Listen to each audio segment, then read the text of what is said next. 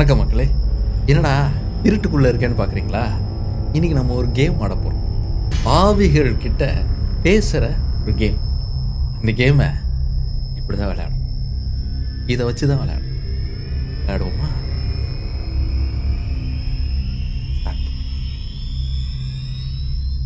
நான் உங்ககிட்ட பேசணும்னு நினைக்கிறேன்.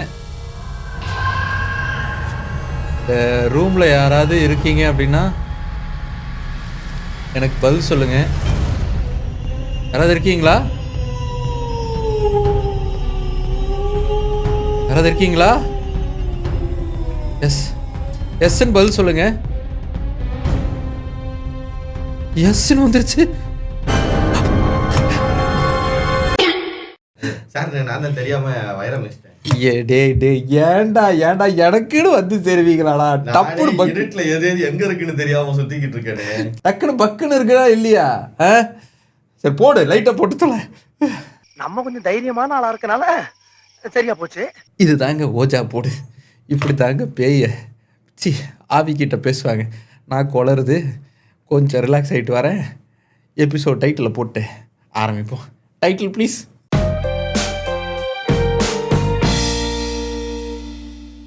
ஆயிரத்தி 1910 பேர்ல் கரன் அப்படிங்கிற ஒரு ரைட்டர் இருந்தாங்க. பயங்கரமாக ஃபேமஸ் ஆனாங்க. அவங்களுடைய கவிதைகள், கட்டுரைகள் எல்லாமே பெரிய அளவுக்கு வரவேற்பு பெற்றுச்சு. ஒரு கட்டத்துக்கு மேலே எனக்கு இவ்வளோ புகழ் வந்து எழுத்துத்துறையில் வந்திருக்கு, ஆனால் அது எதுவுமே நானாக எழுதுனது கிடையாது.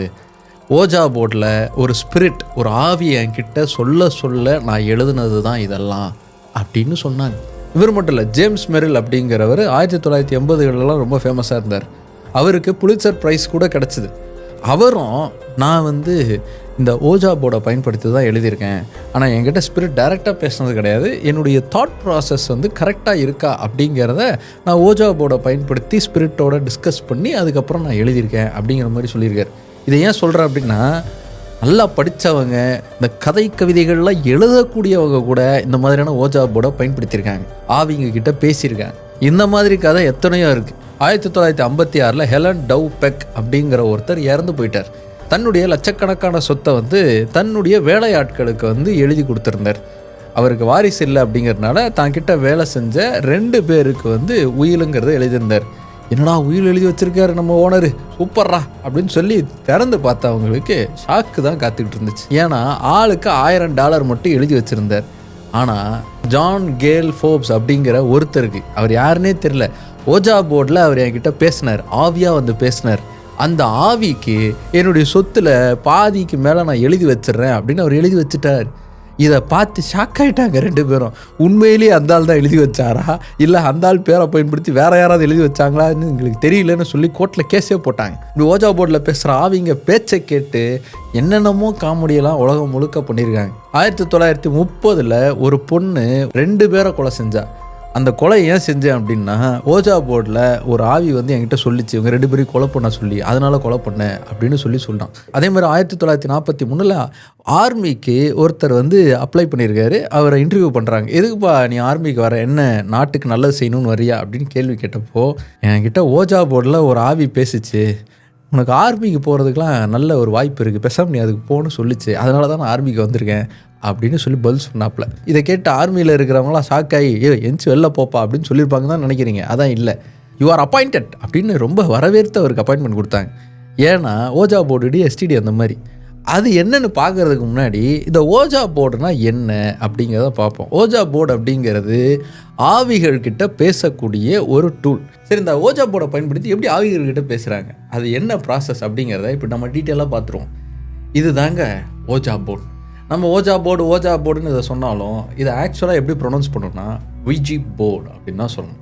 ஏன்னா வீக்கும் ஜிக்கும் சம்மந்தமே இல்லாமல் இதில் ஸ்பெல்லிங் இருக்குது அப்படின்னு நீங்கள் கேட்கலாம். இதை அப்படி தான் சொல்லணும். விஜி போர்டு அப்படிங்கிறது தான் இதோடைய ஆக்சுவலான ப்ரொனன்சியேஷன். இந்த விஜி போர்டுங்கிறது இப்படி தான் இருக்கும். இந்த போர்டில் பார்த்தீங்க அப்படின்னா எஸ், நோ அப்படிங்கிறது இருக்கும். கீழே பார்த்தீங்கன்னா குட் பை அப்படிங்கிறது இருக்கும். ஒரு சில போர்ட்ஸில் பார்த்தீங்கன்னா ஹெல்லோ அப்படின்னு எழுதியிருக்கும். அதே மாதிரி ஏலேருந்து Z வரைக்கும் இருக்கக்கூடிய எல்லா லெட்டர்ஸுமே இதில் வந்து இருக்கும். அதுக்கப்புறம் நம்பர்ஸ் அப்படிங்கிறது இருக்கும். இது வந்து போர்டு. இதில் வந்து எப்படி ஆவிகள் கிட்ட பேசுவாங்க அப்படின்னா, அதுக்கு ஒரு ஸ்ட்ரைக்கர் மாதிரியான ஒரு விஷயத்தை வந்து பயன்படுத்துவாங்க. அதுதான் இதை பிளான்செட் அப்படின்னு சொல்லுவாங்க. இப்போ என்கிட்ட இருக்கிறதுல வந்து பார்த்திங்கன்னா ஓட்டையாக இருக்கும். ஆனால் ஒரு சில போர்டில் வந்து இருக்கக்கூடிய பிளான்செட்டில் பார்த்திங்கன்னா மேக்னிஃபையர் கிளாஸ் அப்படிங்கிறது இருக்கும். இந்த மேக்னிஃபையர் கிளாஸை வச்சு எந்த எழுத்துக்கு பக்கத்தில் அது வந்திருக்கு அப்படிங்கிறத மேக்னிஃபை பண்ணி பார்க்க முடியும் அப்படிங்கிறதுனால அந்த மாதிரியான ஒரு கிளாஸை வந்து அதில் வச்சுருப்பாங்க. இதை இந்த போர்டு மேலே இப்படி வைப்பாங்க. முதல்ல இதை முக்கியமாக ஒரு விஷயத்த கவனிக்கணும். என்னென்னா சிங்கிள் ஆளாக இதை விளையாடக்கூடாது. கூட இன்னொருத்தர் இருக்கணும். ஒருத்தருக்கு மேலே இருந்தாங்கன்னா இன்னும் ப்ளஸ்ஸு. ஒரு 4 பேர் 5 பேர் சேர்ந்து விளையாடுறாங்க அப்படின்னா இன்னும் ப்ளஸ். ஆளுக்கு ஒரு விரல் அப்படிங்கிறத வைக்கணும். 2 பேர் விளையாடுறாங்க அப்படின்னா ஆளுக்கு 2 விரலை வச்சுக்கலாம். ஆப்போசிட் டைரெக்ஷனில் இல்லை சைட் டைரெக்ஷனில் அந்த மாதிரி இப்படி வச்சுக்கிட்டு ரொம்ப அழுத்தி பிடிக்கக்கூடாது. லைட்டாக ஃபிங்கர் அப்படி டச் பண்ணுற மாதிரி அப்படி வச்சுக்கிட்டு ஆவிக்கிட்ட பேசணும் அப்படின்னு நம்ம நினைக்கிறோம் இல்லையா, அது எந்த ஆவியாக இருக்கும். இப்போ உங்கள் வீட்டில் யாராவது இறந்து போயிட்டாங்க அப்படின்னா அவங்கக்கிட்ட நீங்கள் பேசணும்னு நினைக்கிறீங்கன்னா அவங்கள நினச்சி நீங்கள் வந்து கூப்பிடலாம். இல்லை உங்கள் வீட்டுக்குள்ளே ஏதாவது ஒரு ஆவி இருக்குது அதை மட்டும் தெரிஞ்சுக்கணும் அப்படின்னு நீங்கள் நினைக்கிறீங்கன்னா இந்த ரூமுக்குள்ளே யாராவது இருக்கீங்களா அப்படின்னு நீங்கள் கேட்கலாம். அப்படி கேட்க என்ன நடக்கும்னா இது அப்படியே கொஞ்சம் கொஞ்சமாக அப்படியே நகரும். நாம் நகர்த்தணும்னு இல்லை, அதுவாகவே நகரும். அந்த ஆவி மூலமாக அது நகரும்.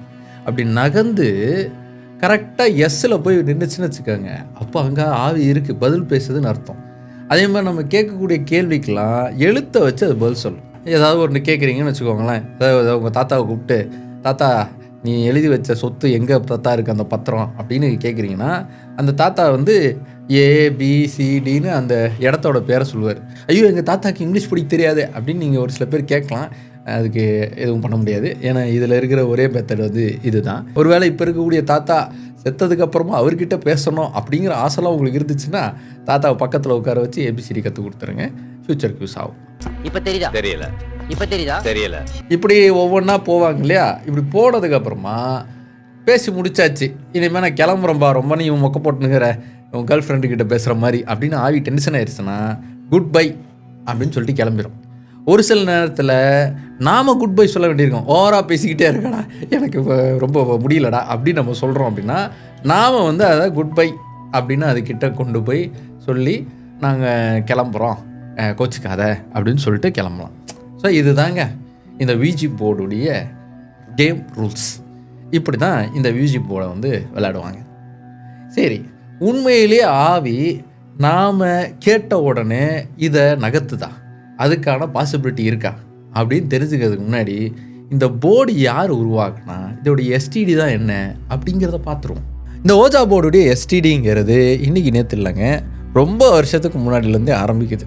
அவங்க கிட்ட பேசணும் அப்படிங்கிற மனுஷனுடைய ஆசைங்கிறது பல 100 ஆண்டுகளுக்கு முன்னாடியே இருந்த ஒரு பழக்கம். ஏன்னா இறந்து போனதுக்கப்புறம் மனுஷன் எங்கே போகிறான், என்ன ஆகிறான் அப்படிங்கிறது ஒரு க்யூரியாசிட்டி நிறைந்த ஒரு பக்கமாக மனுஷனுடைய வரலாற்றில் இருந்திருக்கு.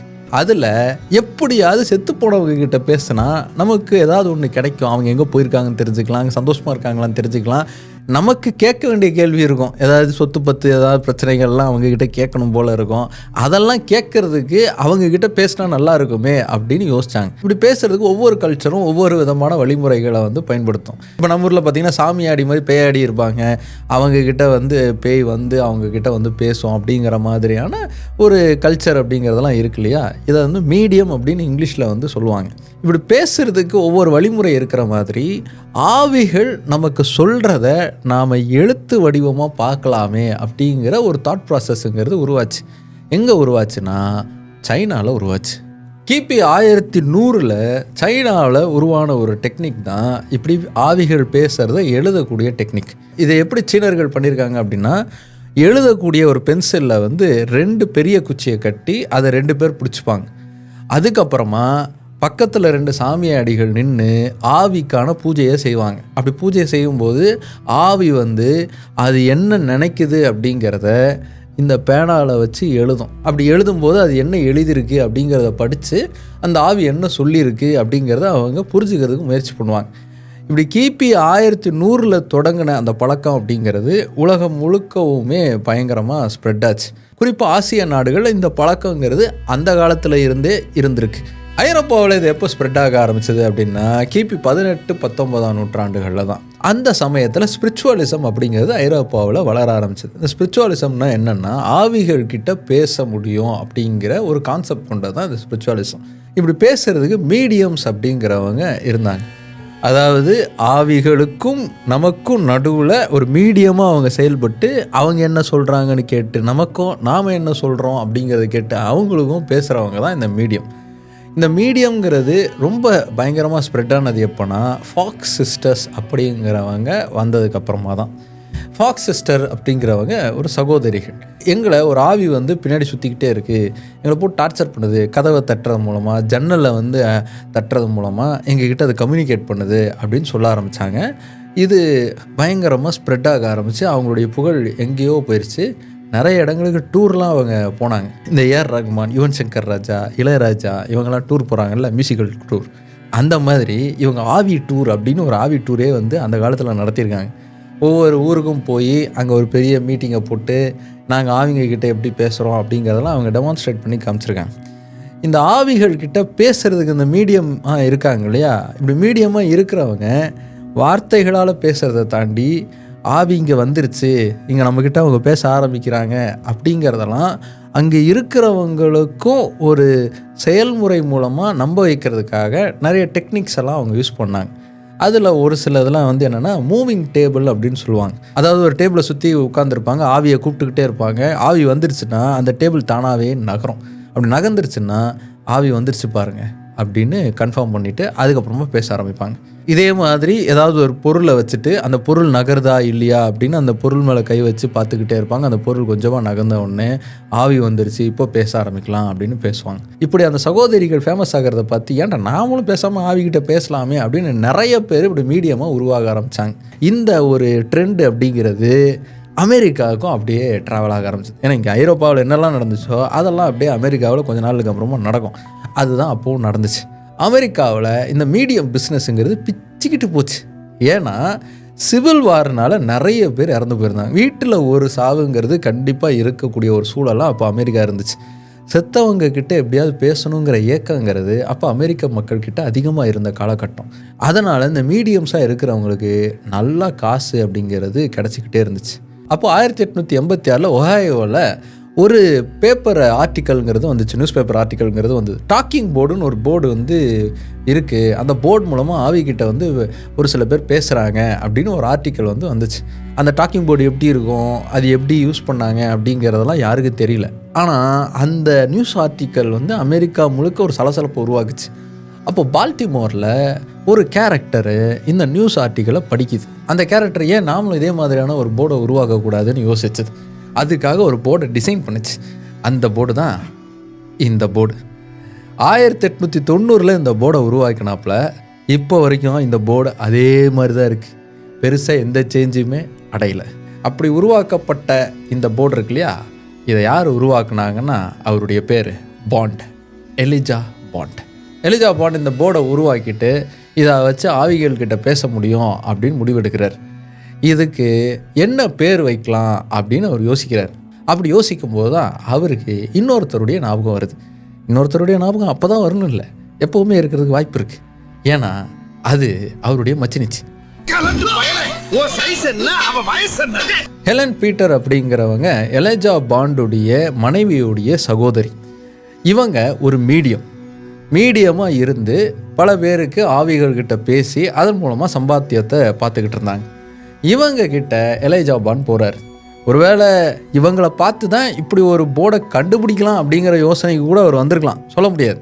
இதில் இந்த எலிஜா பாண்ட் யார் அப்படிங்கிறத நம்ம பார்க்கணும். எலிஜா பாண்ட் வந்து ஒரு வக்கீல். அதுவும் சாதாரண வக்கீல் இல்லை. இந்த பேட்டன்ஸ்லாம் வாங்குவாங்கல்ல, காப்புரிமைகள் வாங்குவாங்க, அந்த காப்புரிமைகள் பிரச்சனைக்காக வாதாடுவாங்க இல்லையா, அப்படி வாதாடக்கூடிய காப்புரிமைகளை பதிவு செய்யக்கூடிய ஒரு வக்கீலாக அவர் இருந்தார். இவர் இந்த போர்டு மட்டும் இல்லை, இந்த மாதிரி ஏகப்பட்ட கண்டுபிடிப்புகளை சின்னதாக உருவாக்கி அதுக்கு காப்புரிமை பேட்டன் ரைட்ஸ்லாம் வந்து இவர் வாங்கிட்டு தான் இருந்தார்.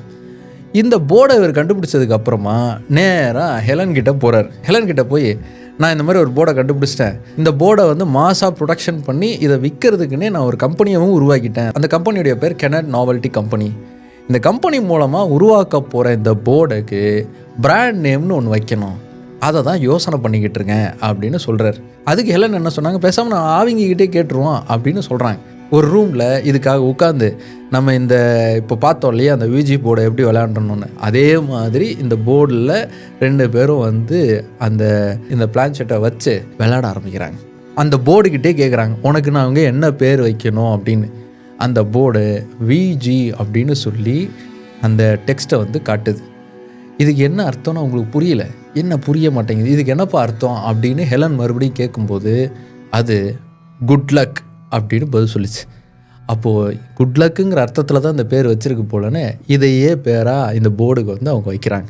ஆனால் இதில் என்னென்னா 19ஆம் நூற்றாண்டை சார்ந்த ஒரு எழுத்தாளருங்க ஒருத்தவங்க இருக்காங்க, பெண் எழுத்தாளர்.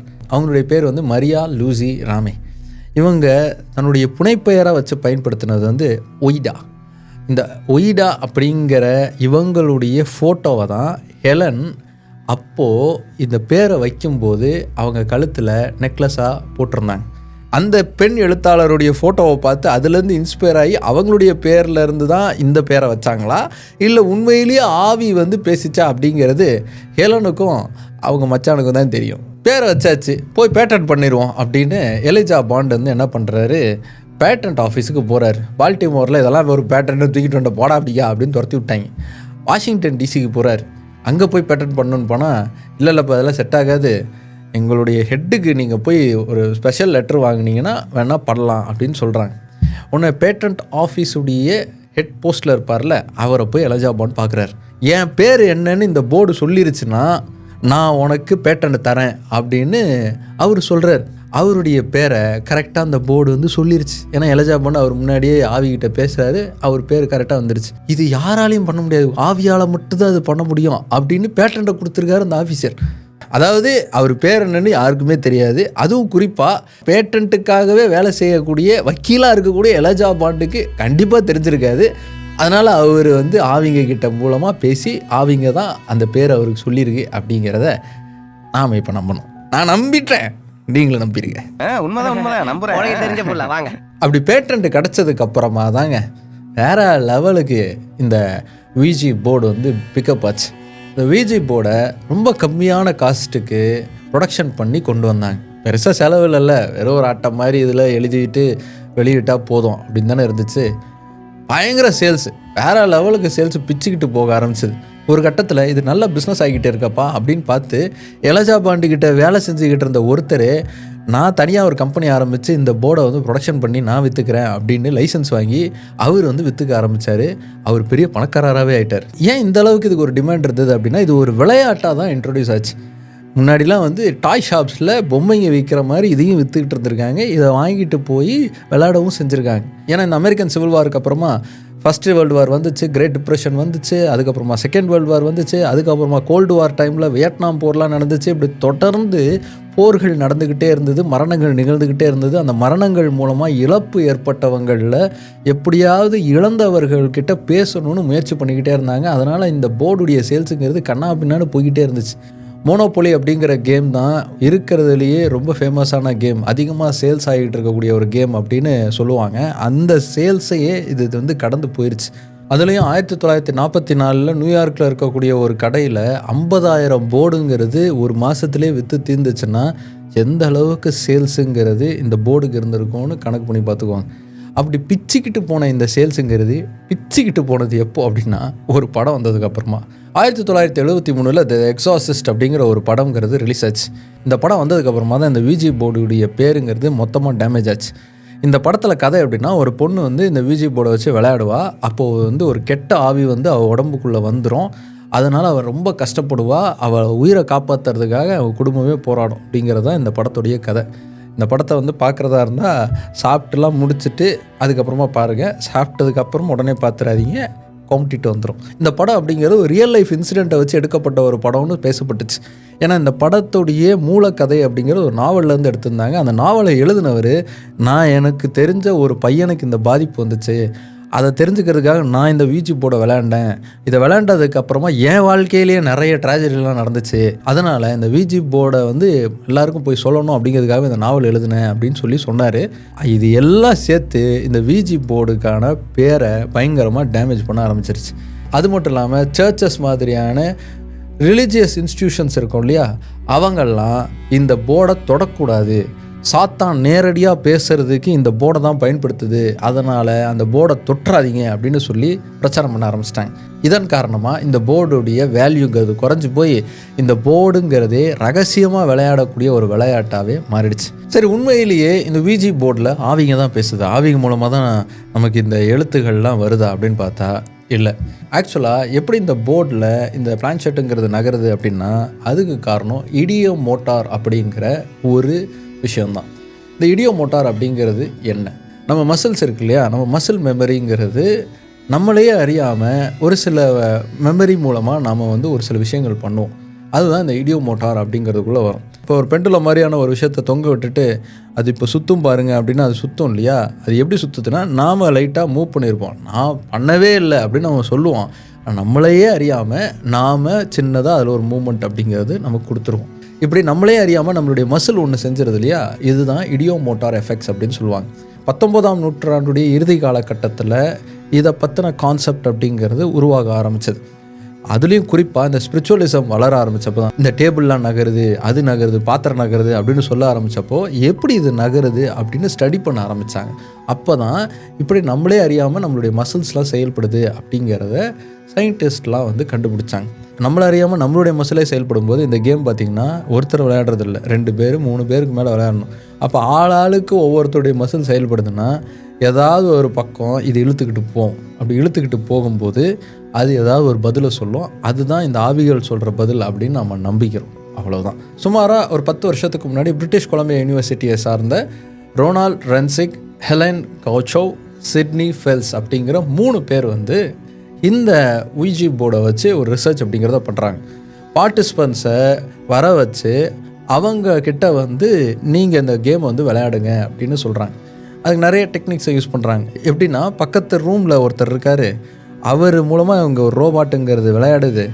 நீங்கள் எப்படி மூவ் பண்ணுறீங்களோ அதை வச்சு தான் அந்த ரோபாட் உங்களுக்கு பதில் சொல்லும் அப்படின்னு சொல்லியும், இல்லை 2 பேரை விளையாட வச்சு அதில் ஒருத்தரை ரிசர்ச் டீமில் இருந்து இருக்கிறவங்கள வர வச்சு 2 பேரையும் கண்ணு கட்டி விளையாட வைக்கிறோம் அப்படின்னு சொல்லிட்டு ரிசர்ச் டீமில் இருக்கிறவங்கள அந்த விளையாட்டிலேருந்து அப்படியே நகர்த்திடுறாங்க. இப்படி நகர்த்தினதுக்கப்புறமா இவங்க மட்டும் தனியாக விளையாடக்கூடிய சூழலுங்கிறது இருந்திருக்கு. இதில் என்ன கண்டுபிடிச்சிருக்காங்க அப்படின்னா வேற ஒருத்தங்க தான் பதில் சொல்கிறாங்க அப்படிங்கிற ஒரு நினப்பில் இவங்க கெஸ்ஸிங்கையே ரொம்ப கரெக்டாக பதில் சொல்லியிருக்காங்க. ஃபார் எக்ஸாம்பிள், தமிழ்நாடுடைய கேபிட்டல் என்னவாக இருக்கும் அப்படின்னு கேட்டால் அப்படின்னா அது அவங்களுக்கு பதில் தெரியாது. ஏன்னா அவங்க வேறு ஊருக்காரங்க, அவங்களுக்கு பதில் தெரியாது. ஆனால் இதுக்கு கெஸ்ஸிங்கில் இதுதான் இருக்கும் அப்படிங்கிற ஒரு அண்டர்ஸ்டாண்டிங்கில் அவங்க அந்த கெஸ்ட்லேயே ஓரளவுக்கு கரெக்டாக கண்டுபிடிச்சிருக்காங்க. இது 60% கிட்ட அவங்க கரெக்டாக கண்டுபிடிச்சிருக்காங்க. அதே சமயத்தில் நீங்கள் தான் அந்த கேமை விளையாடுங்க அப்படின்னு சொன்னப்போ இந்த கெஸ் சரியாக வேலை செய்யலை. 30% கிட்ட தான் அந்த ரிசல்ட் அப்படிங்கிறது இருந்திருக்கு. ஸோ மனித மனம் அப்படிங்கிறது நாம் முடிவுகளை எடுக்கணும் அப்படின்னு வரும்போது அதை சரியாக எடுக்கிறது இல்லை. நமக்கு பதிலாக வேற எவனோ முடிவு எடுக்கிறான்டா அப்படின்னு இருக்கும்போது ஓரளவுக்கு சரியான முடிவுகள் எடுக்கிறாங்க அப்படின்னு இந்த விஜி போர்டை வச்சு இந்த ரிசர்ச்சுங்கிறத செஞ்சுருக்காங்க. இதுதான் இந்த விஜி போர்டுடைய பேசிக்ஸ். நாம் செய்யலை, நமக்கு பதிலாக வேறு யாரோ செய்கிறாங்கங்கிற ஒரு அண்டர்ஸ்டாண்டிங்கில் நம்ம ஆவிங்கக்கிட்ட பேசுகிறோன்னு இதில் விளையாடிட்டு இருக்கோம். அவ்வளோதான். இந்த விஜி போர்டை வச்சு ஏகப்பட்ட படங்கள் வந்துருச்சு. இப்போ ரீசெண்டாக கூட ஒரு மலையாள படம் வந்ததுன்னு நினைக்கிறேன். ஏகப்பட்ட படம் வந்துருச்சு, ஏகப்பட்ட சீரீஸ் வந்துருச்சு. அதாவது ஒரு காலகட்டத்தில் இந்த விஜி போர்டு டைரெக்டாக சேல்ஸில் வருமானம் பார்த்துச்சு. இப்போ இந்த விஜி போர்டை வச்சு இந்த மாதிரியான திரைப்படங்கள் மூலமாக வருமானம் அப்படிங்கிறது உருவாயிருக்கு. நம்ம கண்டுட்டோம், அந்த மாதிரி தான் இதில் போட்டிருக்கு. எப்படி? சரி, ஓகே பிகி பஸ். இந்த விஜி போர்டுடைய ஹிஸ்ட்ரி என்ன, இந்த விஜி போர்டுங்கிறது எப்படி விளையாடுறாங்க அப்படிங்கிறத பற்றின இந்த சுவாரஸ்யமான இந்த கண்டென்ட்டுங்கிறது உங்களுக்கு பிடிச்சிருக்குன்னு நம்புகிறேன். இந்த விஜி போர்டு அப்படிங்கிறத ஒரு சில பேர் இதுதான் ஃபஸ்ட் டைமாக கேட்டுருப்பீங்க. இன்னும் ஒரு சில பேர்லாம் ஏற்கனவே விளையாடிருப்பீங்க. எத்தனை பேர் உங்கள் வீட்டில் சின்ன வயசில் இதெல்லாம் விளையாடிருக்கீங்க அப்படின்னு கீழே கமெண்ட் பண்ணுங்கள். எத்தனை பேர் விளையாடிருக்காங்கன்னு தெரிஞ்சுக்கலாம். அடுத்து இன்னொரு இன்ட்ரெஸ்டிங்கான கண்டென்ட்டோட உங்களை பார்க்குறேன்.